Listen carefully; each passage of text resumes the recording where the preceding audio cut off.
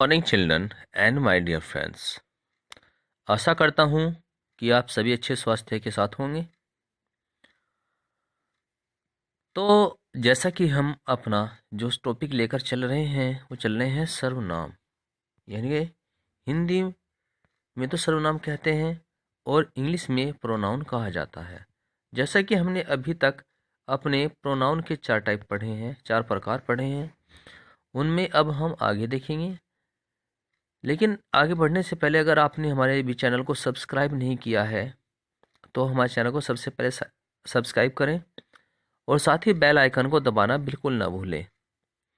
Like और जो share होता है उसे जरूर करें। साथ ही वीडियो को बीच में स्किप मत किया करें, क्योंकि अगर आप वीडियो को बीच में स्किप करते हैं तो इससे आपको ऑथेंटिक जो जानकारी होती है वो आपको नहीं मिल पाती है। तो चलिए हम आज आगे का टॉपिक स्टार्ट करते हैं।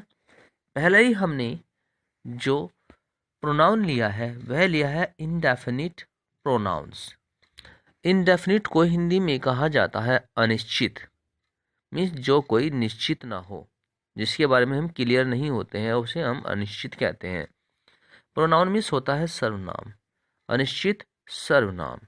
तो देखिए वर्ड्स यूज्ड फॉर नाउन, ऐसे शब्द जो संज्ञा के लिए इस्तेमाल किए जाते हैं। इन वैग, वैग मीन्स होता है अस्पष्ट। क्या होता है वैग मीन्स? अस्पष्ट। एंड जनरल और सामान्य, और मीनिंग मीन्स अर्थ में।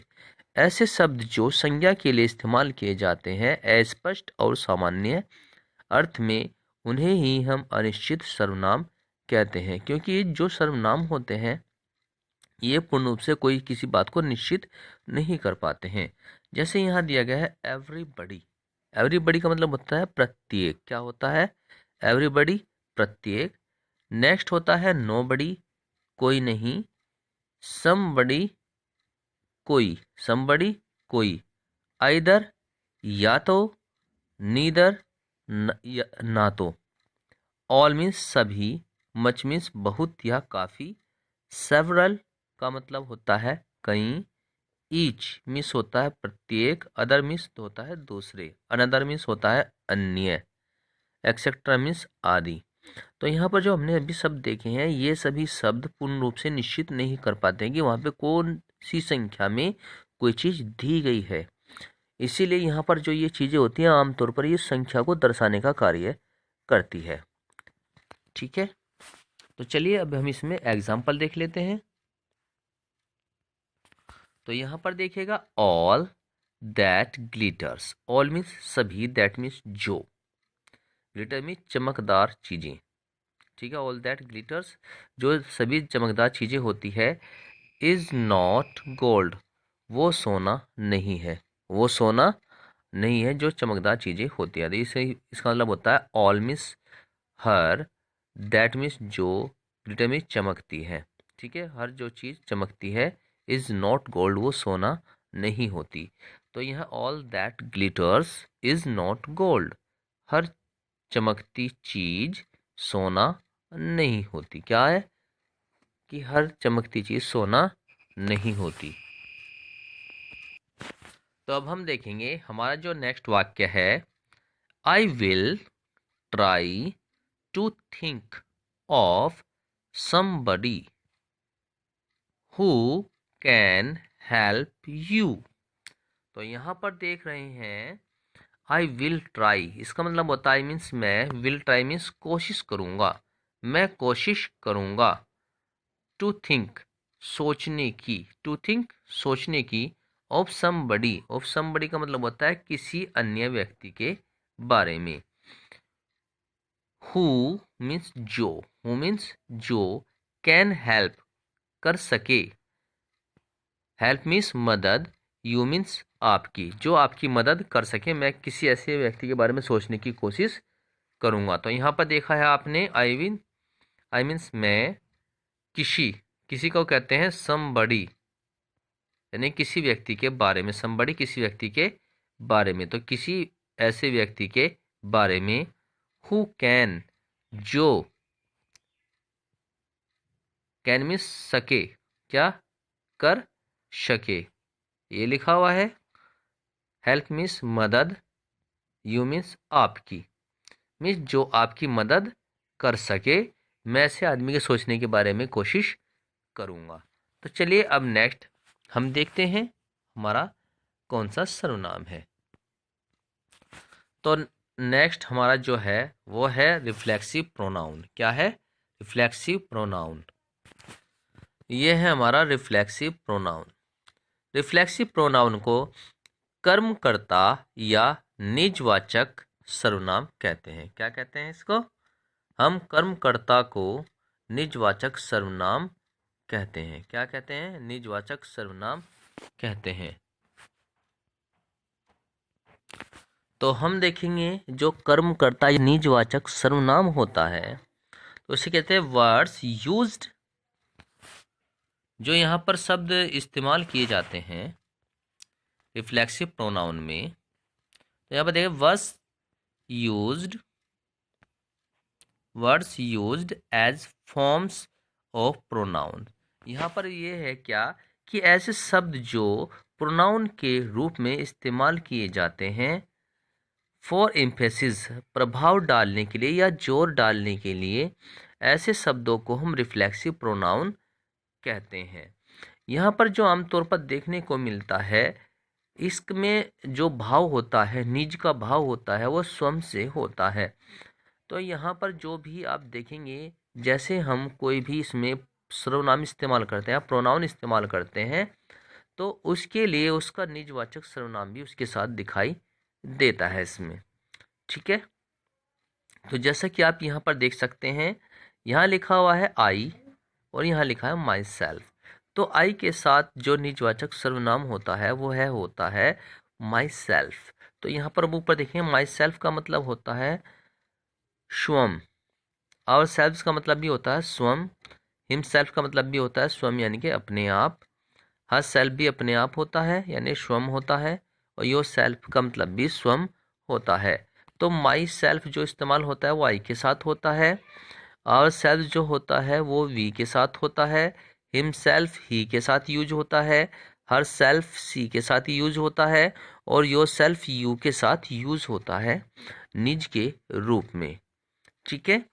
तो यहाँ पर हमने जो पहला ही वाक्य लिया है वह लिया है I shall myself do this work.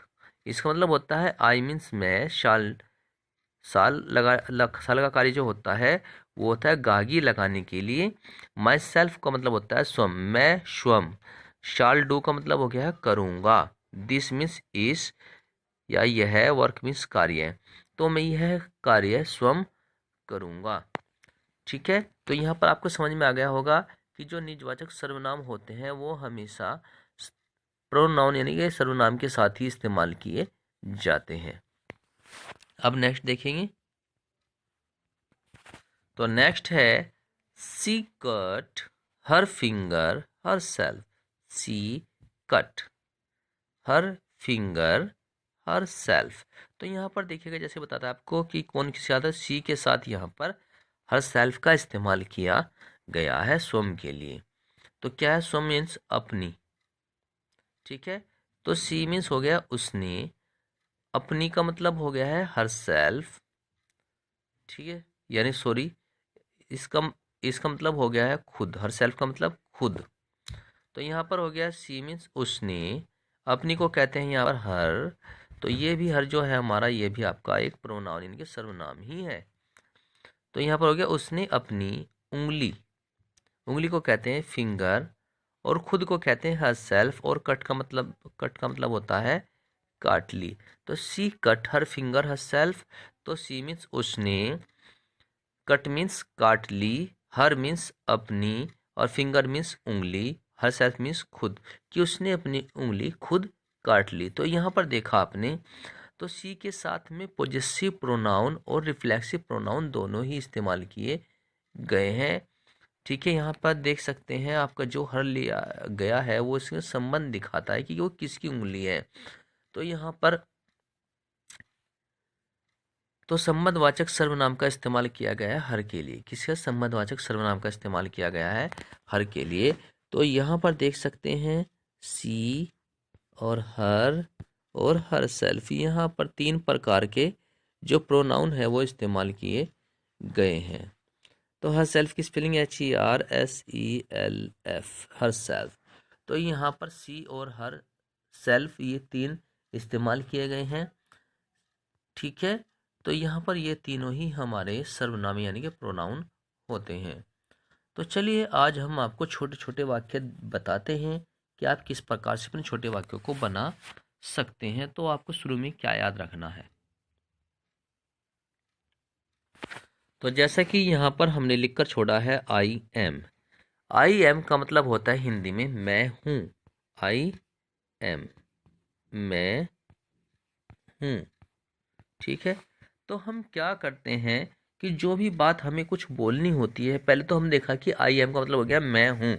तो इसमें हम जो भी कुछ लिखेंगे, आई एम ए बॉय, इसका क्या मतलब हो गया कि मैं एक लड़का हूँ। तो हम जो एक लड़का है वो मैं के बाद यहाँ पर लिख डालेंगे, तो इससे बन जाएगा आई एम ए बॉय। इसका मतलब कि मैं एक लड़का हूँ।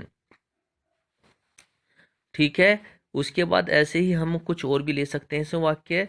जैसे हमने एक वाक्य बनाया, आई एम तो लिखा हुआ ही है हमारा, तो इसी में हम कह सकते हैं कि आई के बाद हम लिखेंगे एम, उसके बाद लिखेंगे हम इंटेलिजेंट। इंटेलिजेंट का मतलब होता है होशियार। कैसा? इंटेलिजेंट मीन्स होशियार। तो यहाँ पर इस तरीके से हम इस्तेमाल कर सकते हैं कि I am intelligent boy. Boy means लड़का, कि मैं एक होशियार लड़का हूँ। ठीक है, तो इस तरीके से हम इसको इस्तेमाल कर सकते हैं।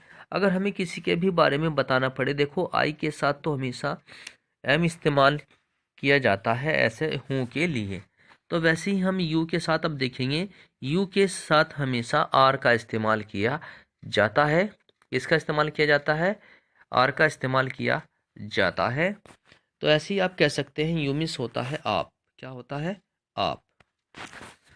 तो जैसे यहाँ लिखा है यू आर, तो यू आर का मतलब होता है यू मीन्स आप और आर मीन्स हो या तुम हो।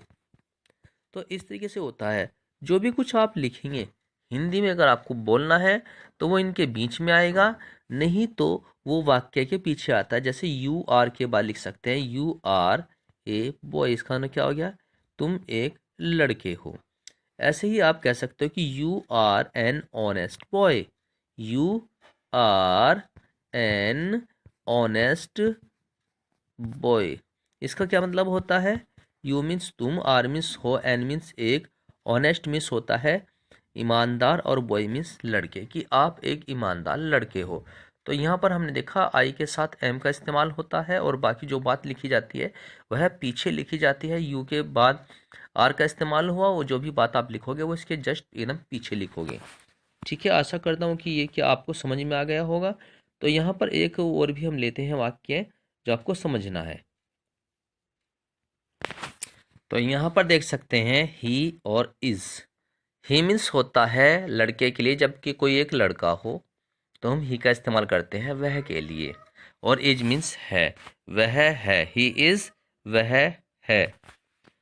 तो यहाँ पर देखेंगे कि हम इसमें इस्तेमाल किस तरीके से कर रहे हैं कि ही मीन्स वह, इज मीन्स है, ए मीन्स ए, क्लेवर मीन्स होता है चतुर, और बॉय मीन्स लड़का। तो यहाँ पर हो गया he is a clever boy. तो यहाँ पर जो हमने कुछ भी लिखा, देखो एक चतुर लड़का तो हमने पीछे लिख दिया, ये इसकी विशेषता बताता है किसकी? उस लड़के की। तो he is a clever boy, कि वह एक चतुर लड़का है। तो यहाँ पर हमने देखा कि एम जो इस्तेमाल होता है वो किसके साथ इस्तेमाल होता है, आर किसके साथ इस्तेमाल होता है, और हमारा जो इज होता है वो किसके साथ इस्तेमाल होता है। तो यहाँ पर अब आप देख सकते हैं कि जो इज है वो किसके साथ इस्तेमाल किया जाता है? ही, सी, इट, या कोई भी एक वचन, एक वस्तु कोई भी हो तो उसके साथ हम इज का इस्तेमाल करेंगे। ठीक है, तो इन सभी के साथ हमारा इज इस्तेमाल किया जाता है, और आई के साथ हमेशा केवल एम का इस्तेमाल किया जाता है हूँ के लिए। ठीक है, जैसे मैं जाता हूँ, मैं खाता हूँ, तो वहाँ पर इसका इस्तेमाल नहीं किया जाता, नहीं तो आमतौर पर आई के साथ एम का इस्तेमाल किया जाता है। जैसे कि मैं जा रहा हूँ तो I am going, I am eating, I am walking. तो इस तरीके से इस्तेमाल किया जाता है। वैसे ही हम देखेंगे अब आर का इस्तेमाल। तो आर का इस्तेमाल वी मीन्स हम, दे मीन्स वे, यू मीन्स आप, और प्लूरल्स का मतलब होता है बहुवचन, जब कोई चीज़ संख्या में एक से ज़्यादा होती है। जैसे यहाँ पर 2 कुत्ते हैं तो हम बोलेंगे डॉग्स आर बार्किंग, कि कुत्ते भौंक रहे हैं। तो इस तरीके से इस्तेमाल किया जाता है। तो चलिए, आशा करता हूँ कि आपको ये वीडियो हमारा पसंद आया होगा। तो कल तक के लिए have a nice day. Thank you. Bye bye.